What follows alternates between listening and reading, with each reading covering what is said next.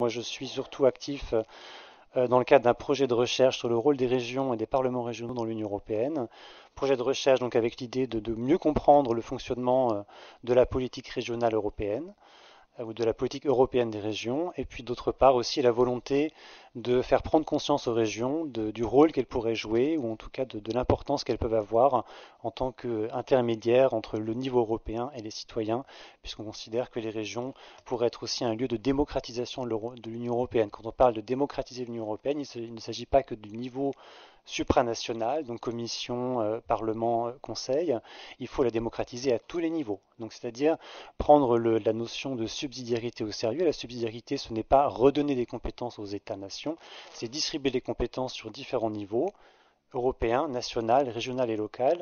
Et le principe même de la subsidiarité, c'est qu'on commence au niveau local, ce qui ne peut pas être réalisé au niveau local est fait au niveau régional, et ainsi de suite jusqu'au niveau européen. Donc voilà pour ce qui m'occupe à Berlin. Donc c'est un travail absolument passionnant. Et donc bon, je remercie encore Roselyne Lefrançois d'être venue me chercher jusqu'à Berlin pour participer à cette conférence. C'est vrai que de Berlin à Saint-Jacques, c'est vraiment un changement de décor assez, assez radical. Je regrette de ne pas avoir encore vu la mer, mais il n'est pas trop tard. Et donc je vais aujourd'hui vous présenter une conférence sur le sujet de la politique régionale européenne entre solidarité et subsidiarité. Alors je vais commencer par vous demander un petit peu des excuses parce que j'ai fait une présentation assez ambitieuse avec beaucoup d'informations, beaucoup de faits, beaucoup de chiffres aussi, parce que j'estime que quand on parle de solidarité, il faut savoir aussi de quoi on parle. C'est-à-dire qu'on peut parler de grands principes, mais la solidarité, c'est aussi et avant tout partager des ressources. Donc de quoi parle-t-on? De combien de quel montant financier on parle? Qui paye? Qui en profite? Et puis qu'est-ce qu'on fait de cet argent? Donc pour essayer de mieux comprendre ce que veut dire la solidarité aujourd'hui en Europe, j'ai prévu de vous montrer beaucoup de cartes, beaucoup de diagrammes, mais je suis aussi convaincu que les matières les plus complexes peuvent aussi être enseignées à des gens qui en savent très peu finalement, si c'est bien fait, si c'est très clair, si c'est simplifié. Et ça a toujours été mon ambition de faire passer les contenus les plus compliqués de la manière la plus simple possible. Donc c'est pas toujours facile, mais j'espère que je vais y arriver aujourd'hui. Donc il y aura quelques considérations un petit peu techniques, mais j'oublie pas non plus une dimension qui va un petit peu au-delà des chiffres et des faits, puisque j'aimerais essayer de resituer la politique régionale européenne entre ces deux concepts, solidarité, subsidiarité.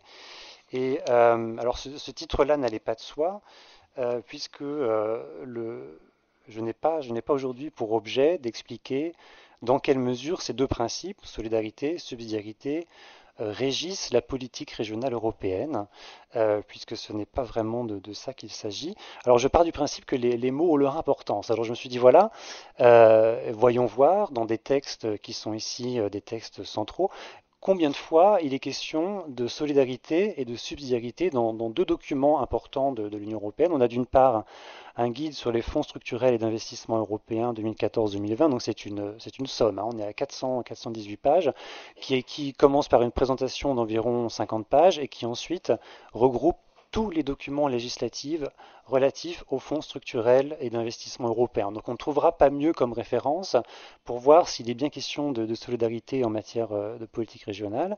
Et puis aussi le septième rapport de la Commission européenne sur la cohésion économique, sociale et territoire, qui est une mine de renseignements. C'est absolument fabuleux ce que fait la Commission en termes de statistiques. Et je me suis dit, voilà deux documents très représentatifs de ce que fait l'Union européenne en la matière.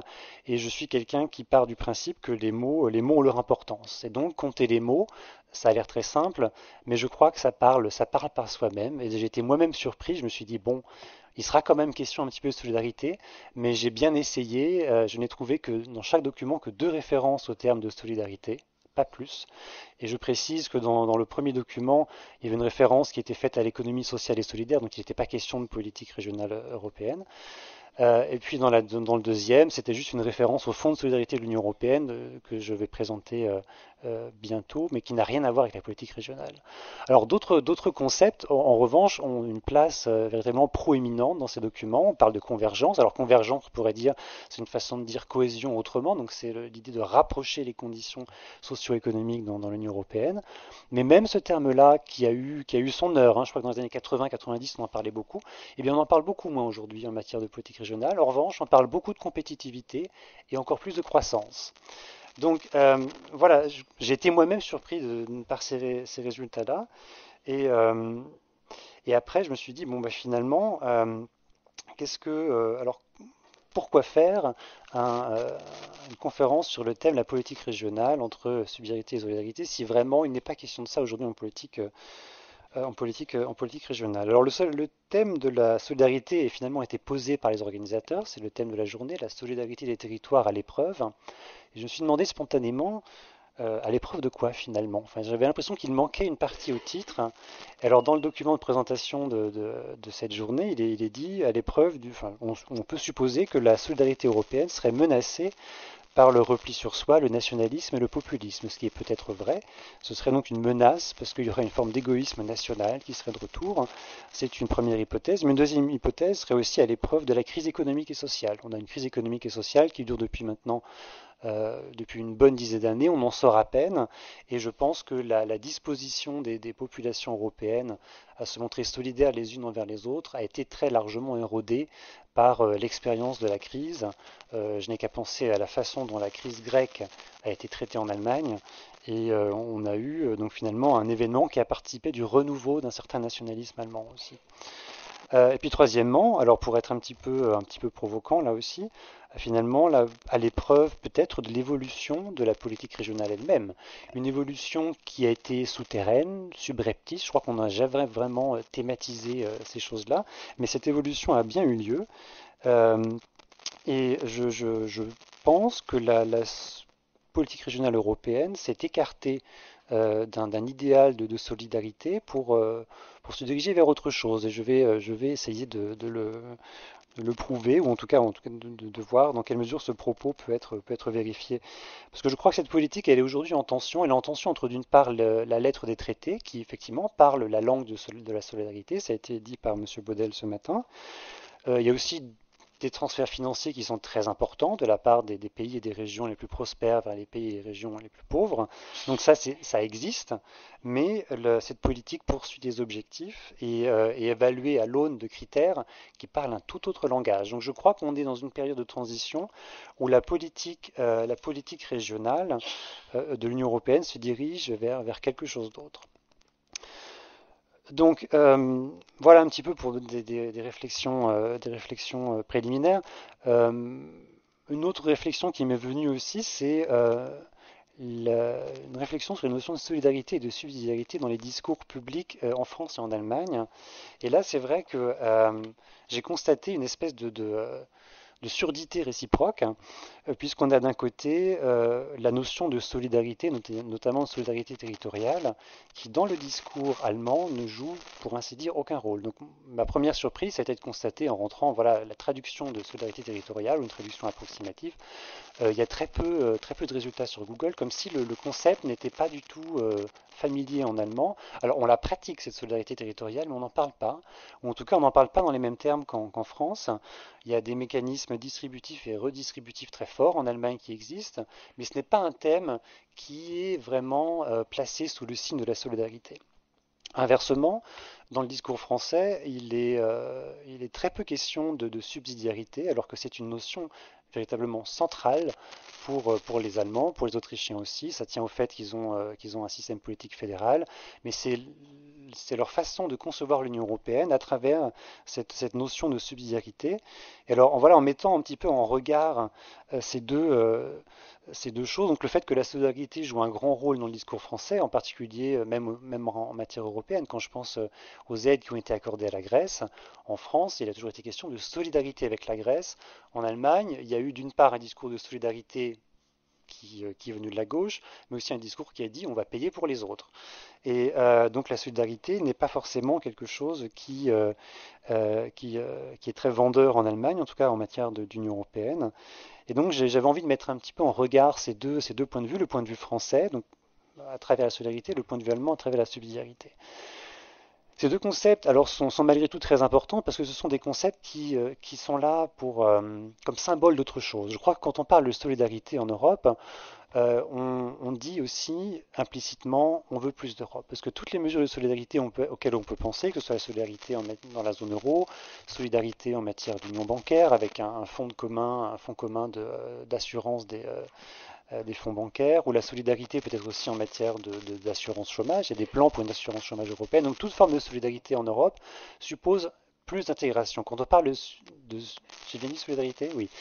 Quand on parle de subsidiarité, en revanche, on pose la question de savoir quelles devraient être les compétences de l'Union européenne. Sous-entendu, il faut essayer de garder le maximum de compétences au niveau national, ou voire même de rapatrier certaines compétences au niveau national. Donc il y a une tension ici entre voilà, plus ou moins d'intégration européenne. Et derrière cette contradiction, on pourrait penser effectivement que subsidiarité et solidarité s'opposent. Alors dans les faits, c'est le cas, mais en pratique, si on regarde le concept de solidarité en lui-même, de subsidiarité, la subsidiarité finalement c'est une façon autre d'organiser la solidarité. C'est une façon peut-être moins généreuse et moins large qu'une solidarité républicaine qui pourrait être quelque chose de français. Et c'est une façon, voilà, c'est un autre rapport à la responsabilité individuelle, c'est un autre rapport à l'autonomie des communautés locales et régionales. Et je vais essayer donc de développer ces deux concepts avec deux grandes parties. La première partie, je vais donc revenir sur la notion de solidarité en Europe, dans les traités, puis dans la politique régionale européenne. Et ensuite, je vais vous présenter un système politique qui, pour beaucoup d'entre vous, sera assez inconnu, je suppose. C'est le système politique allemand, ni plus ni moins, en présentant voilà le fédéralisme allemand, qu'est-ce que c'est, parce que je crois que c'est quelque chose d'assez mal connu en France. Donc voilà, la solidarité dans l'Union européenne, des principes à la mise en œuvre. La solidarité, c'est une notion qui apparaît très tôt dans les traités. J'espère que vous arrivez à lire. Oui. Donc dès le traité de Paris, qui a fondé la communauté économique du charbon et de l'acier, dans le préambule, il est question de créer une solidarité de fait. Donc solidarité, c'est pas un terme normatif ici, c'est une solidarité au sens d'interdépendance entre les États membres. Et donc ce terme de solidarité revient dans les préambules à chaque traité jusqu'à l'acte unique européen, qui va être véritablement le moment où la politique de cohésion et la politique régionale européenne va prendre forme. Le concept de subsidiarité, en revanche, lui, est plus tardif. Il arrive seulement au moment de Maastricht. Je ne vais pas m'attarder dessus pour l'instant, mais c'est juste pour dire que c'est quelque chose d'assez nouveau relativement dans le discours européen, mais qui apparaît aussi en même temps au moment où la solidarité prend plus d'importance. Et là aussi, on peut le mesurer dans les traités. Donc je précise que ces traités, je n'ai regardé que les traités tels quels. C'est-à-dire que ces traités sont cumulatifs. Les traités, je ne regarde pas les traités consolidés, mais des traités qui ajoutent des articles aux traités précédents. Et donc, quand je dis on passe d'un traité à l'autre, les clauses précédentes restent. Hein. C'est vraiment le mouvement vers de plus en plus de référence à la solidarité et à la subsidiarité dans les traités. Et là où ça explose véritablement, c'est avec le traité de Lisbonne. Alors j'ai même eu du mal à tout faire rentrer sur une page pour la solidarité. Donc subsidiarité, on en reste à l'énonciation du principe. On renforce le principe de subsidiarité dans l'Union européenne avec des parlements nationaux qui ont pour mission de surveiller l'application du principe. Et puis un espèce de principe de subsidiarité qui est élevé en principe constitutionnel de l'Union européenne. Mais ce qui m'a frappé, c'est que le terme de solidarité apparaît dans de nombreux contextes. Alors j'en ai identifié 5. Le premier contexte, c'est la solidarité comme une valeur de l'Union européenne, une valeur des sociétés européennes. Donc c'est essentiellement la notion de solidarité sociale, mais des sociétés européennes. Solidarité aussi en matière de politique étrangère et de sécurité commune. Solidarité de manière très intéressante en matière d'asile, d'immigration, de contrôle aux frontières. En matière d'énergie, on n'aurait pas pensé. Et puis enfin, une clause de solidarité où finalement c'est le seul article où la notion de solidarité est véritablement inscrite dans les traités comme quelque chose qui va avoir une application juridique. C'est le fameux article 222 du traité sur le fonctionnement de l'Union européenne qui prévoit que les États membres s'aident les uns les autres en cas de catastrophe ou d'attaque terroriste. Mais sinon, dans tous les autres contextes où il est question de solidarité, ça reste quelque chose de très flou, de très difficile à saisir, puisqu'il n'y a pas véritablement de jurisprudence sur la question, et ça reste un principe plus politique que véritablement juridique, contrairement à la subsidiarité qui, elle, a véritablement trouvé une application très concrète en matière juridique.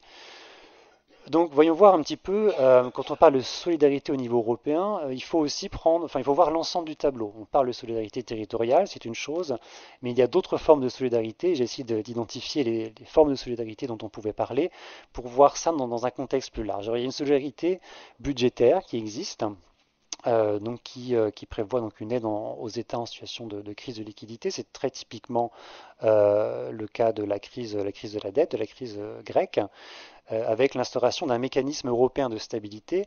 Il n'est pas question de solidarité ici, mais dans les faits, effectivement, il y a bien eu une action solidaire, bien qu'à contre-cœur des États européens pour aider à l'adresse. J'ai mis en gris, donc pour que ce soit moins visible, mais visible quand même, ce qu'on pourrait faire en plus dans la matière. C'est-à-dire que ce que vous voyez en noir, ce sont les mécanismes qui existent, et en gris, ce sont des mécanismes qui pourraient exister, des mécanismes de solidarité, mais dont il n'est pas question aujourd'hui.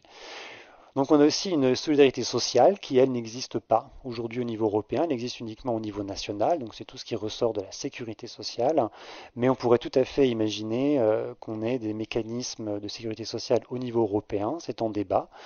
On a une solidarité territoriale dont je vais parler, solidarité migratoire qui est prévue dans le traité de Lisbonne, comme je l'ai dit, qui, elle, a une solidarité à double sens. Donc c'est une solidarité d'une part avec les personnes qui arrivent en Europe, avec les migrants, et d'autre part une solidarité entre les États pour la répartition des personnes qui arrivent en Europe. Donc là, on a un tout début de solidarité qui fonctionne très mal d'ailleurs, hein. C'est le fameux plan de relocalisation qui a été décidé par les chefs d'État et de gouvernement, je crois, ou par le Conseil en tout cas, qui prévoit la relocalisation de 120 ou 140 000 réfugiés, je ne sais plus exactement. Mais bon, c'est vraiment une goutte d'eau dans la mer, et on pourrait imaginer un mécanisme permanent. Et puis enfin, il y a une solidarité en cas de catastrophe qui existe, où là, on a véritablement un fonds de solidarité européen qui existe et qui fonctionne. Et là effectivement, la solidarité a été institutionnalisée. Je vois que j'ai fait une erreur. C'est pas un mécanisme européen de stabilité, c'est oui, j'ai dû copier simplement mon texte. C'est un fonds de solidarité qu'il faudrait lire en bas. Voilà, donc la solidarité territoriale prend place dans un contexte plus large d'autres formes de solidarité qui existent ou qui pourraient exister dans l'Union européenne. Donc voyons un petit peu les objectifs de la politique régionale de l'Union européenne. Donc on en trouve finalement le- la- les débuts dès le traité de Rome, avec l'objectif dans le préambule. Là encore un préambule, il est question, bon, un préambule, c'est pas un article, hein, ça fait une différence, mais c'est prévu comme un des objectifs de l'Union européenne, réduire l'écart entre les différentes régions et puis le retard des régions les moins favorisées. Finalement, cette politique européenne régionale et de cohésion prend forme surtout avec l'acte unique européen en 1986, où là on a la notion de cohésion économique et sociale qui apparaît, avec, confirmé ici, l'idée qu'il faut réduire l'écart entre les différentes régions. Donc on reprend la même formule. Et puis finalement, voilà, le traité sur le fonctionnement de l'Union européenne, c'est le traité qui est en vigueur aujourd'hui et qui réaffirme encore ce principe de réduire l'écart entre les niveaux de développement des diverses régions et le retard des régions les moins favorisées.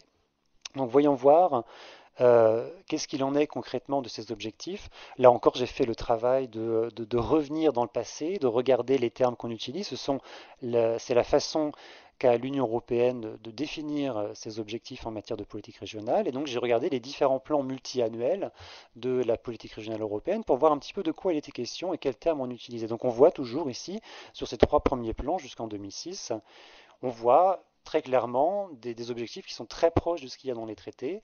Il est question de retard de développement, déclin industriel, chômage, intégration professionnelle. Donc on est vraiment très proche de l'idée d'origine.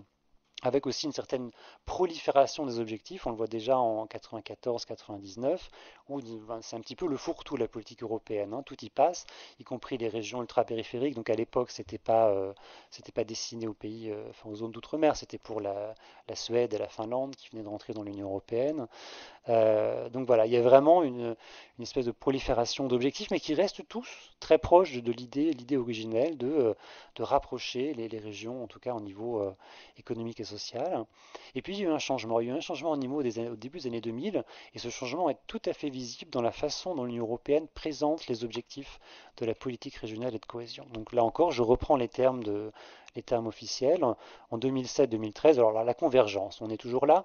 Convergence, c'est un terme plus neutre que de dire réduire l'écart et régions les moins favorisées. Donc convergence, on est encore très proche de ça, mais en plus, on a un deuxième objectif qui est la compétitivité régionale et l'emploi. Donc là encore, c'est une notion un petit peu hybride. Bon, coopération territoriale européenne, c'est la coopération transfrontalière, je n'en parle pas ici. Et finalement, qu'est-ce qui a provoqué ce changement? C'est la fameuse stratégie de Lisbonne, où l'Union européenne s'est donné pour objectif de devenir l'économie de la connaissance la plus compétitive et la plus dynamique du monde. Rien que ça. C'était en 2000, donc c'était peut-être pas forcément le moment de se donner de tels objectifs. Euh, Toujours est-il que c'est quelque chose qui a été déclaré comme une grande stratégie qui devait irriguer toutes les politiques de l'Union européenne et notamment la politique régionale. Donc ensuite, on a une nouvelle stratégie qui a été décidée en 2010, c'est la stratégie Europe 2020.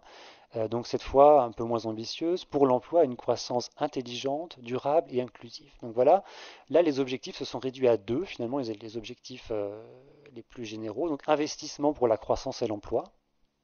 Bon, on est donc très loin de l'idée de réduire les écarts entre les régions et toujours coopération territoriale, donc la coopération transfrontalière. À droite, vous voyez les objectifs pour la prochaine période budgétaire. Bon, c'est encore plus détaillé, mais on reste très proche, une Europe plus intelligente, plus verte, plus connectée, plus sociale, plus proche des citoyens. Donc là encore, toute une diversité d'objectifs qui ont de moins en moins à voir avec réduire les écarts de développement régional. Donc voyons voir comment se présente cette politique aujourd'hui. Alors là, la citation, c'est le site de la Commission européenne, et je trouve que là encore, les mots parlent d'eux-mêmes, hein. La politique régionale est la principale politique d'investissement de l'Union européenne. La politique régionale cible toutes les villes et régions, donc pas seulement les régions en difficulté, dans le but de soutenir la création d'emplois, la compétitivité des entreprises, la croissance économique, le développement durable et d'améliorer la qualité de vie des citoyens. Donc on peut parler d'un changement de paradigme, je crois que le terme paraît assez approprié en la matière, donc en tout cas dans les termes qui sont utilisés, et puis il faut bien imaginer que cette politique régionale va être évaluée à l'aune de ces critères-là. On a eu un déplacement complet par rapport au premier plan, première période budgétaire de la politique régionale européenne. Donc j'ai détaillé en dessous, je mettrai cette présentation à disposition des participants. Donc ce sont les objectifs concrets sur lesquels les régions peuvent postuler pour obtenir des financements européens. Donc voilà, on a vraiment eu un élargissement, une politique, c'est finalement une politique économique qui ne dit pas son nom aujourd'hui, la politique régionale européenne. Donc voyons voir maintenant un petit peu les fonds qui sont alloués à cette politique. Donc c'est effectivement c'est très conséquent, on parle de beaucoup d'argent. Donc là j'ai détaillé les 5 fonds structurels. Bon, il y en a d'autres qui sont il y en a quelques-uns qui sont un peu plus petits, mais les principaux fonds structurels qui existent, dont seulement les 3 premiers sont affiliés à la politique régionale et de cohésion. Les 2 autres, le Fonds européen agricole pour le développement rural, ça fait partie de la politique agricole, et le Fonds européen pour les affaires maritimes et la pêche, ça fait partie de la politique de la pêche. Donc les 3 premiers, ce sont des fonds qui sont destinés à la politique régionale européenne, avec voilà différents niveaux d'intervention, ou bien les régions, ce sont des régions, ce sont une catégorie statistique, les fameuses régions NUTS 2, donc c'est vraiment, ça correspond dans certains États à des divisions administratives, mais pas toujours. Et puis on a les fonds de cohésion qui, eux, n'ont pas de vocation régionale, puisqu'ils sont attribués aux États membres sous une condition de revenu, à savoir ce sont les États membres qui ont des revenus, un revenu national brut par habitant inférieur à 90% de la moyenne européenne. Donc c'est très conséquent, c'est beaucoup d'argent. Donc là, ce sont toujours sur des périodes de 7 ans. Il faut bien imaginer que bon, tout ça, c'est à répartir sur plusieurs années. Donc ça représente quasiment un tiers du budget total de l'Union européenne, c'est très important. Maintenant, j'ai regardé l'évolution historique aussi de ces fonds de cohésion et de politique régionale. Donc on s'aperçoit qu'il y a une augmentation constante des fonds. J'espère qu'on voit bien le graphique. Oui. Une augmentation constante, mais qui représente malgré tout de moins en moins une part de moins en moins grande du budget de l'Union européenne. Donc on a dû atteindre là en 2007-2013 un sommet, et depuis ça baisse doucement. C'est-à-dire que d'autres parties du budget croissent plus rapidement que la politique européenne, mais bon, ça reste très conséquent. Et la question est de savoir aujourd'hui donc à qui profite tout cet argent finalement, qui le perçoit. Donc vous voyez sur ce diagramme à gauche la répartition des fonds en fonction du niveau de développement économique des régions. Donc vous avez à droite une carte avec les trois régions qui servent de critères pour la distribution de ces fonds. Vous voyez en orange foncé sont les régions les moins développées, donc qui ont moins de 75% du produit intérieur brut par habitant comparé à la moyenne européenne. Vous avez des régions en transition qui elles se situent entre 75 et 90% de la moyenne. Et enfin les régions les plus développées dont le produit intérieur brut est au-dessus de 90% de la moyenne. Donc on se rend compte très rapidement que la moitié des fonds régionaux et de cohésion vont aux régions les moins développées. Il y a une petite part, on voit 35,4 milliards d'euros qui vont aux régions en transition. Ce sont souvent des régions des pays d'Europe de l'Ouest qui ont des difficultés ou bien de restructuration industrielle ou alors que ce sont des régions rurales. Mais on a aussi 54,3 milliards d'euros qui vont aux régions les plus développées, donc qui a priori, dans un contexte de réduction des disparités régionales, n'en ont pas forcément besoin. Ensuite, on a 63,4 milliards d'euros donc qui sont des fonds de cohésion, où là, on ne peut pas le répartir sur les régions, puisque ça va aux États et non pas aux régions. Donc effectivement, là, malgré le langage qui reste assez éloigné de l'idée de solidarité et de répartition ou de distribution des ressources, malgré tout, bon, les chiffres parlent aussi un langage assez clair qui est de dire la moitié des fonds bénéficient quand même aux régions les plus en difficulté. On s'aperçoit que ces régions sont presque systématiquement dans les nouveaux États membres de l'Union européenne, d'Europe de l'Est, ainsi que voilà, le sud de l'Italie, le Portugal et une bonne partie de la Grèce. Alors maintenant, si on essaie de voir quels sont les pays qui en profitent le plus, je ne vais pas m'arrêter longuement là-dessus, mais effectivement, la Pologne, c'est très très notable. C'est oui, on est presque à 80 milliards d'euros sur 7 ans, où voilà, l'idée d'une certaine ingratitude du gouvernement polonais ne manque pas de venir à l'esprit, parce que la Pologne profite massivement de la solidarité européenne, et il n'empêche que le gouvernement polonais, lui, est très massivement eurosceptique. Ce n'est pas forcément le cas de la population. Je crois que la politique régionale européenne est très bien connue de la population polonaise, beaucoup plus qu'en France. Je crois que si en France on demande aux gens, ils ne savent pas très bien ce que c'est et à quoi ça correspond. Et donc ici, on se rend compte qu'il y a en gros la moitié des pays de l'Union européenne qui finalement n'en bénéficient quasiment pas. Ce sont des montants quasiment négligeables. On voit il y a quand même parmi ceux qui en bénéficient, en tout cas là c'est juste là où vont les fonds. Je ne regarde pas les contributions, je vais le faire après, puisque bon, là on voit que l'Allemagne et la France bénéficient aussi d'un certain nombre de fonds, mais ils contribuent encore plus à cette politique régionale. Donc il y a un effet de redistribution qui n'apparaît pas ici, mais c'est juste pour montrer qu'il y a quand même une démesure quasiment entre ce dont bénéficie la Pologne et en deuxième rang l'Italie avec un peu plus de 30 milliards. Donc c'est une répartition qui tient au fait, oui, que la Pologne est très peuplée et a un grand retard de développement, mais je ne m'arrête pas trop longtemps là-dessus. Je regarde, oui, là c'est des chiffres qui parlent un petit peu plus déjà puisqu'on voit combien d'argent ça représente par personne à gauche, et puis à droite, quelle partie du produit intérieur brut ça représente sur la période donc 2007-2013. Donc on voit que pour les États baltes et en tout cas un certain nombre d'États d'Europe orientale, les fonds alloués à la politique régionale, ce n'est pas négligeable du tout, hein. C'est 3 à 4%, presque 4% du PIB pour la Lituanie, ce n'est vraiment, vraiment pas rien. Ça, c'est un diagramme qui est un peu plus intéressant. Donc, on voit que bon, les États contribuent tous au budget de l'Union européenne et perçoivent tous, plus ou moins, des fonds au titre de la politique régionale. Donc, il en résulte un solde qui est négatif pour la plupart des pays d'Europe occidentale. Vous le voyez à gauche. Donc, ce sont finalement les montants, la contribution nette de ces États. Puis à droite, les États qui, eux, sont des bénéficiaires nets. La courbe rouge indique finalement le rapport entre contribution et montant perçu. Alors il faut le lire ainsi, l'échelle se trouve à droite.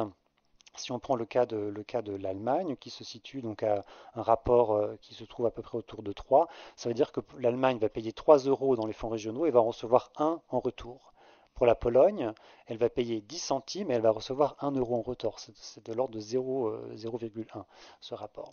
Bon, je ne m'attarde pas là-dessus, mais c'est pour montrer qu'il y a un effet redistributif ici. Donc on peut aussi parler de solidarité parce qu'il y a un transfert de fonds de certains États vers d'autres États.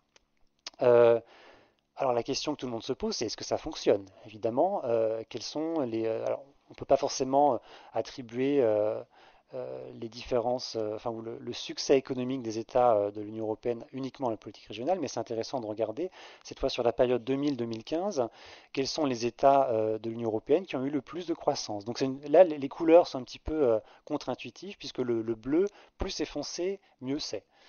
Donc là, il est question, donc la base c'est 100, donc 100 c'est la moyenne de la croissance de l'Union européenne entre 2000 et 2015, et on s'aperçoit que les États bleus, ou les régions même, les régions en bleu ont cru plus vite, et que les régions rouges ont cru moins vite que la moyenne de l'Union européenne, donc il y a effectivement eu un rattrapage très notable de tous les pays d'Europe de l'Est, de l'Irlande, c'est aussi très visible ici, et en revanche, les pays d'Europe occidentale, en particulier la France, l'Italie et la Grèce, qui, elles, ont vraiment eu, sur la période 2000-2015, une croissance nettement inférieure à la moyenne européenne. Donc on peut voir que les pays, les nouveaux États membres de l'Union européenne ont profité, en tout cas, d'un phénomène de rattrapage ou de convergence. Alors il faudrait nuancer le propos, parce qu'il y a eu quand même une inflexion après 2008-2009, mais sur la période 2000-2015, le bilan est quand même positif. Alors ce bilan, il faut aussi le nuancer en regardant non plus les inégalités au niveau européen, mais au niveau national. Donc c'est toujours une question d'échelle, les inégalités. Là, la carte que vous voyez à gauche, c'est finalement le, euh, le produit intérieur brut par habitant rapporté au produit moyen national et non pas européen. Donc la nuance que vous voyez ici, c'est que donc il y a eu un rattrapage des États de l'Europe de l'Est, mais qui s'est fait aussi au prix d'une certaine augmentation des inégalités au sein de ces États. On a dans tous les États d'Europe de l'Est une région qui profite beaucoup, ce sont les régions que vous voyez en orange, c'est généralement la capitale ou les métropoles, qui ont vraiment tiré la croissance de tout le pays, et avec le reste du pays qui, lui, reste un petit peu à la traîne. Donc il faut bien voir que ce rattrapage des pays d'Europe de l'Est s'est fait au prix d'une aggravation des disparités entre les villes et les campagnes, entre les grandes villes et les campagnes dans les pays concernés. Et puis à droite, on a aussi deux courbes qui indiquent le coefficient de variation. Donc le coefficient de variation, c'est pour voir finalement quelle est l'ampleur de l'écart entre le produit intérieur brut moyen par région et par État. Et donc, plus la courbe va vers le bas, plus les revenus moyens sont égaux. Donc, on s'aperçoit là aussi qu'il y a eu en 2008-2009 une légère inflexion avec une augmentation à nouveau des inégalités en Europe. Maintenant, passons à un modèle qui est très différent. En contrepoint un petit peu, je vais vous parler du modèle allemand de solidarité territoriale. Alors pourquoi ce modèle? Je crois pour deux raisons. La première raison, même pour trois raisons. La première raison, c'est tout simplement parce que c'est un modèle que je connais bien, même beaucoup mieux que le modèle français, donc je vais vous en parler. La deuxième raison, plus sérieusement, c'est que l'Allemagne, finalement, à l'échelle nationale, reproduit le clivage entre Est et Ouest qu'on peut observer donc au niveau européen. On est confronté au même problème de réunification, cette fois non pas du continent mais d'un État. Et puis aussi parce que l'Allemagne est un système fédéral et qui donc est beaucoup plus proche de ce qui se fait au niveau de l'Union européenne. On a différents niveaux de gouvernement que ce qu'on connaît en France. Et peut-être que c'est un éclairage pertinent pour mieux comprendre ce qui se passe dans l'Union européenne, puis mieux comparer aussi ce qui pourrait se faire en matière de solidarité territoriale. Donc voyons voir un petit peu les inégalités territoriales en Allemagne. À gauche, vous voyez les inégalités de revenus, ou alors l'Allemagne de l'Est apparaît très nettement. Donc là encore, des couleurs un petit peu contre-intuitives. Les régions en orange sont les régions avec le revenu par habitant le plus bas, et les régions bleues sont les régions les plus prospères. Donc on aperçoit très nettement encore la frontière entre Allemagne de l'Est et Allemagne de l'Ouest, elle est toujours là, mais on s'aperçoit qu'il y a des poches de pauvreté en Allemagne de l'Ouest aussi, et que donc la situation n'est pas aussi claire qu'on voudrait bien le dire. Et puis aussi, de manière importante des inégalités en matière de population. Donc toute cette zone d'Allemagne de l'Est est pauvre, mais aussi faiblement peuplée, sachant qu'il y a peut-être un lien entre les deux. Donc on voit que les poches de pauvreté en Allemagne de l'Ouest concernent beaucoup plus de monde, ce sont des régions très peuplées, alors que les régions pauvres en Allemagne de l'Est sont essentiellement des régions rurales. Mais là aussi, donc des inégalités assez marquées, avec un modèle très différent de la France, puisqu'en France, on a vraiment Paris très loin devant tout le monde, et puis le reste. Mais ici, on a un tableau plus nuancé, plus morcelé. Voilà un petit peu aussi pour comparer l'Allemagne, les inégalités économiques en Allemagne par rapport au reste de l'Europe. Donc on s'aperçoit que l'Allemagne a des régions extrêmement prospères, parmi les plus prospères d'Europe, mais aussi des régions qui sont finalement très moyennes. Donc on les voit, ces régions à l'est. Donc il y a un écart, je crois qu'entre la région, donc ce sont des régions de niveau 2, entre la région la plus pauvre et la région la plus riche, l'écart est de facteur 10. C'est-à-dire que la région la plus riche est 10 fois plus prospère que la région la plus pauvre. C'est absolument énorme. Donc les écarts sont très grands, mais c'est mieux réparti sur le territoire. Maintenant, donc le fédéralisme allemand, donc très brièvement, l'organisation de l'Allemagne se distingue très nettement de l'organisation de la France, qui est très centralisée. On a trois échelons territoriaux. On a l'État fédéral, ça vous le connaissez. On a aussi les États fédérés qu'on appelle les Länder, qui ont, alors ça c'est très dur à imaginer pour des Français, qui ont chacun leur constitution, leur parlement, leur gouvernement, leur drapeau et même leur hymne. Et puis en dessous, on a environ 11 000 communes qu'il faut comparer, donc pour 82 millions d'habitants, qu'il faut comparer aux 36 000 communes qu'on a en France. Donc déjà là, des communes qui sont beaucoup plus grosses. Et on a, voilà, entre ces trois échelons de gouvernement, un fédéralisme politique. Donc les compétences sont réparties entre le niveau fédéral et les lenders, avec un principe général qui est que voilà, la puissance publique et le pouvoir législatif sont par défaut du ressort des lenders. Dans la pratique, c'est le contraire qui est vrai, c'est-à-dire que la majorité des compétences ou les compétences les plus importantes sont exercées par l'État fédéral, mais dans la Constitution, c'est toujours un principe par défaut, c'est-à-dire que ce que ne peuvent pas faire les États, les lenders, c'est à l'État fédéral de le faire. Donc il y a deux domaines de compétences législatives, la compétence législative exclusive où seul l'État fédéral est compétent, et une compétence législative concurrente où là, les lenders ont aussi un rôle aussi longtemps que l'État fédéral les laisse faire. Mais d'une manière générale, les lenders sont très impliqués dans la législation au niveau fédéral, donc il ne faut pas penser qu'on a vraiment une séparation entre les deux. Les deux niveaux travaillent ensemble très fortement. Donc ça, c'est un domaine qui est peut-être moins important. Mais maintenant, regardez le fédéralisme financier, parce que c'est bien là que la solidarité territoriale se joue. La fiscalité est du ressort de l'État fédéral en Allemagne, donc elle est uniforme sur l'ensemble du territoire. On paye partout les mêmes impôts au même taux et selon les mêmes conditions, à peu de choses près. Il n'y a pas d'autonomie des lenders en la matière. Ils ne décident pas du mode de calcul des impôts qu'ils perçoivent. Donc les lenders, ce sont eux qui ont la compétence pour percevoir l'impôt, mais ils ne décident pas du montant des impôts. Donc ils ont une influence très limitée finalement sur les ressources fiscales qu'ils vont percevoir. Et donc là, on distingue quatre classes d'impôts. Donc on a trois classes, les impôts fédéraux, régionaux et communaux, où là c'est très clair. Les impôts fédéraux vont à l'État fédéral, les impôts régionaux aux lenders et les impôts communaux aux communes, c'est très clair. Mais comme vous voyez sur le schéma en bas à droite, les trois quarts des impôts sont des impôts qu'on appelle mixtes ou communs. Ce sont des impôts que doivent se partager l'État fédéral et les lenders. Donc voilà, c'est un espèce d'énorme pot commun dans lequel il va falloir que tout le monde puisse financer les activités à la fois de l'État fédéral et des lenders. Donc tout se joue là dans la répartition du trois quarts des ressources fiscales en Allemagne, puisque les autres ressources sont clairement attribuées à un niveau.